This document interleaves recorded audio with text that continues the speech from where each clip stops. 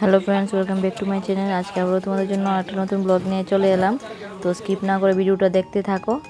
আর আজকে হলো একটা স্পেশাল দিন, তোমরা সবাই জানো আজকে আমাদের গপু সোনার জন্মদিন। তো সকলকে জানাই জন্মাষ্টমীর অনেক অনেক শুভেচ্ছা ও ভালোবাসা। সকাল সকাল স্নান সেরে চলে এসেছি মিষ্টির দোকানে গপু সোনার জন্য মিষ্টি নেব বলে। মিষ্টি নেওয়া হয়ে গেছে, এখন বাড়িতে চলে যাচ্ছি।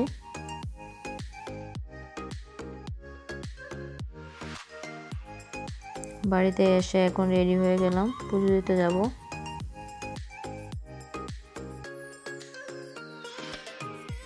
সব কিছু রেডি করে নিলাম। আর দেখতেই পাচ্ছ আমার গপু সোনা ঘুমিয়ে আছে, এখন গপু সোনাকে ঘুম থেকে তুলবো।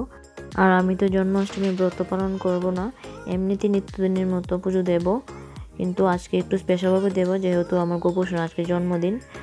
আমার গোপালের যে অঙ্গরাগুলো দেখছো এগুলো আমি নিজে করেছি, কমেন্ট করে জানিও তো কেমন হয়েছে। এখন আমার গপু সোনাকে স্নান করাবো।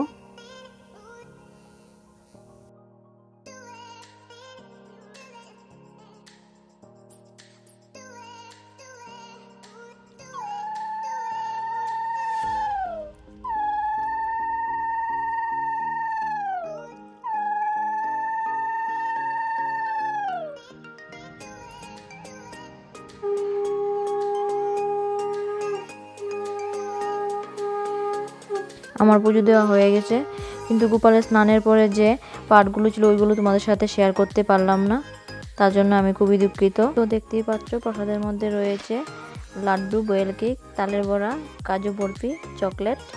আমার ছোট্ট গোপাল সোনাকে আজকে দেখতে ভীষণ কিউট লাগছে। আমার গোপালের যে ড্রেসটা দেখছো ওইটা আমি নিজের হাতে বানিয়েছি। আমার অনেক দিনের ইচ্ছে ছিল গোপালের জন্মদিনে নিজের হাতে বানানো ড্রেস পরাবো।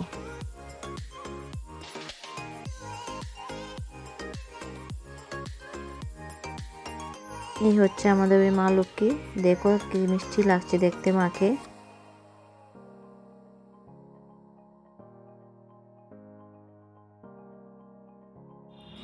আজকের মতো ব্লগটা এখানেই শেষ করছি। তোমাদের যদি আমার ব্লগগুলি ভালো লেগে থাকে তাহলে লাইক, কমেন্ট, শেয়ার ও সাবস্ক্রাইব করে দিও।